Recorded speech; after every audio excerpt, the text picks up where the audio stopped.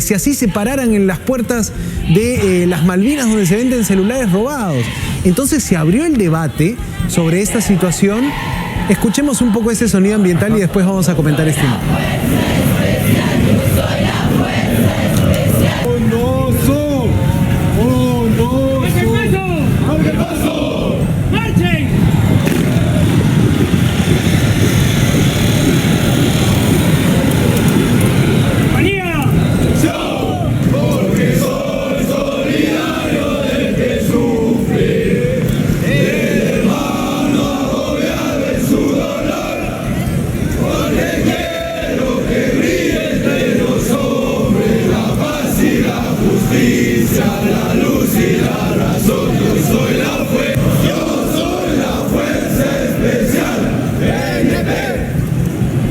Bien, entonces, estas imágenes, te decía Rolando, impactaron mucho, pero si nos ponemos a pensar desde el lado de la policía, desde el lado de las fuerzas del orden, es un claro movimiento táctico persuasivo para disuadirte y decirte, aquí tengo la fuerza, aquí tengo la estrategia, más les vale no venir. Si quieres, un movimiento táctico que buscaba mostrar ese músculo que tiene la fuerza policial, sobre todo en la capital. Así es, bueno, una medida disuasiva importante para detener esas manifestaciones en el centro. Como tú bien señalabas, hubo también muchas críticas en redes sociales. Muchísimo. Lo que lógicamente nos muestra un poco la polarización que hay, o sea, toda la polarización que está arrastrando este clima que hay en nuestro país. Porque lógicamente la policía puede reaccionar de una manera y va a tener comentarios a favor, comentarios en contra. Si reacciona de una manera contraria, va a pasar lo mismo.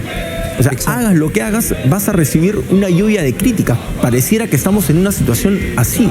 Y creo que es lo más complicado de lo que estamos viviendo en este momento, en el que muchas personas toman que si no estás de acuerdo o si no dices lo que esperan que tú digas, eres su enemigo. O sea, ni siquiera puedes tener una opinión contraria. Como bien señalas, ese es un elemento disuasor, forma parte de una estrategia. Lógicamente tiene también un impacto psicológico, si se puede decir. Exacto, y eso quizá ha sido lo que en redes sociales ha sido muy comentado. Pero este tipo de técnicas, este tipo de manifestaciones, cánticos, marchas, que claro, en algún lugar comentaban, oye, somos Corea del Norte con esta situación de hacer, no sé, entregar los espacios públicos a la policía, tienen que ver con el contexto de las protestas y no siempre tienen buenos resultados. El claro ejemplo es lo que ocurría en Puno.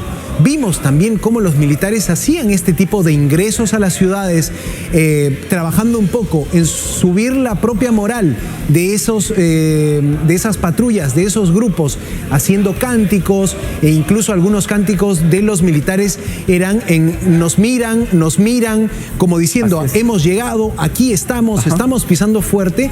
No siempre da resultados. En algunos casos logra persuadir, logra, si quieres, meter miedo, pero en otros casos, como en Puno, entraron los militares y la comunidad dijo, igual no te dejo pasar. Entonces, es una movida que no siempre te garantiza algo, que no siempre, digamos, termina resultando, pero sí, armó mucha polémica y queríamos comentar un poco estos dos lados. No es una medida infalible, en algunos lados puede resultar, en otros no, pero finalmente lo que pienso que se busca de alguna manera es evitar una confrontación directa a todo costo, digamos, ¿no? O sea, tratar de evitar un enfrentamiento que lógicamente desencadene cifras de heridos, cifras de víctimas mortales, que signifiquen mayor violencia, tal vez. Lamentablemente la violencia es un círculo, una espiral ascendente, no siempre va a generar mayor cantidad de violencia, ¿no? La respuesta violenta, genera una contrarrespuesta mucho más violenta. Exacto, si de alguna manera lo has puesto bien en el sentido de que este tipo de posiciones, de marchas, de cánticos,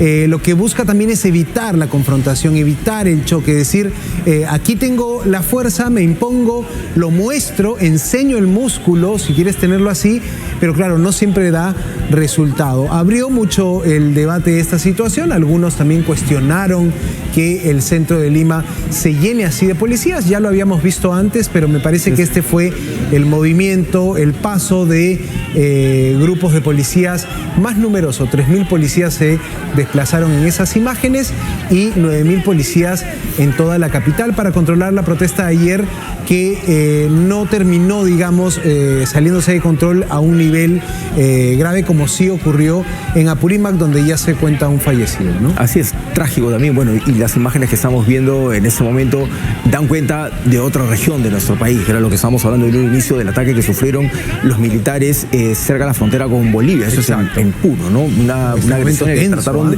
también de disuadir a los pobladores, que mantenían un bloqueo, y vemos que terminan siendo agredidos, ¿no? Terminan siendo atacados, ¿no? Lamentable. Sí. Eran imágenes que habíamos visto en un inicio, ¿no? Minutos atrás, pero que igual nos generan un poco esa preocupación que hay de qué manera se ha perdido el respeto a las autoridades, ¿no? De qué manera también muchas autoridades han desvirtuado su labor, ¿no? No podemos negarlo, ¿no? Hay buenos policías como también hay malos policías, lamentablemente. Exacto, ¿no? Y en este encontronazo que tuvieron ciudadanos en la región Puno con miembros del ejército, aquí lo que se vio fue quizá una mala previsión del propio ejército. Claro, el ejército ha dado movimientos donde sabe que no va a encontrar una resistencia, donde sabe que se puede imponer.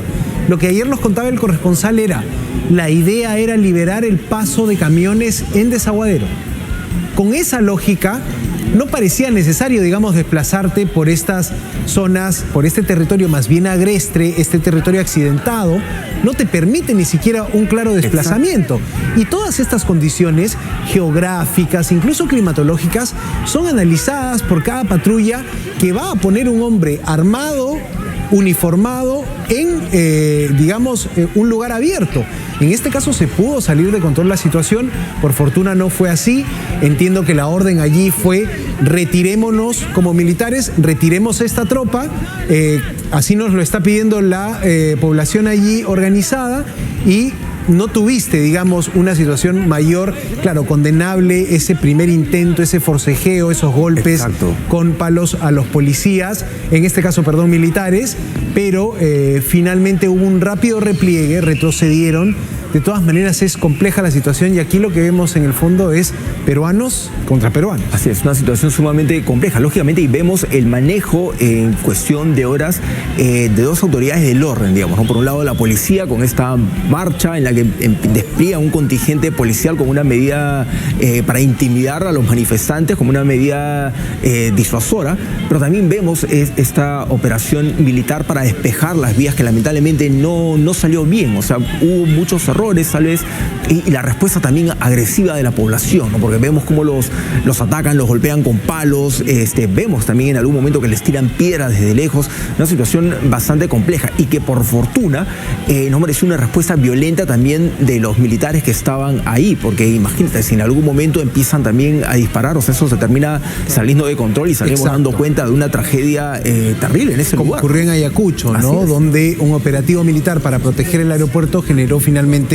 el fallecimiento de un número alto de compatriotas. Son, por supuesto, despliegues, movimientos muy complejos los que hace el ejército. Hoy el ministro del Interior reafirmaba que el ejército tiene el control del orden interno en la región Puno, que la policía solo está como apoyo.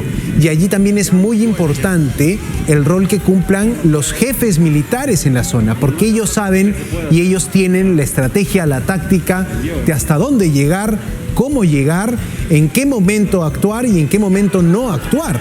Entonces es importante todo esto ya en lo operativo, digamos, de las tropas que están en este momento intentando controlar la situación de conflictividad en la región Puno. Sería interesante saber cuál es el papel que están cumpliendo en ese momento las autoridades regionales. O sea, ¿qué es lo que están haciendo? Porque, lógicamente, mandas un contingente policial que actúa de refuerzo, mandas militares a mantener el control en la zona, pero hay autoridades en ese lugar, hay autoridades civiles que también tienen un trabajo que hacer. O sea, ¿cuál es el rol que ellos están cumpliendo? O sea, se están dedicando a conversar con los dirigentes, a tratar de calmar la situación, a tratar de decir, bueno, tenemos que ver una manera pacífica, una manera viable para salir de eso que nos está perjudicando a todos económicamente, o es que hay autoridades que no están haciendo nada y se ponen a ver cómo pasa todo eso desde su casa, claro, a través del televisor. ¿No?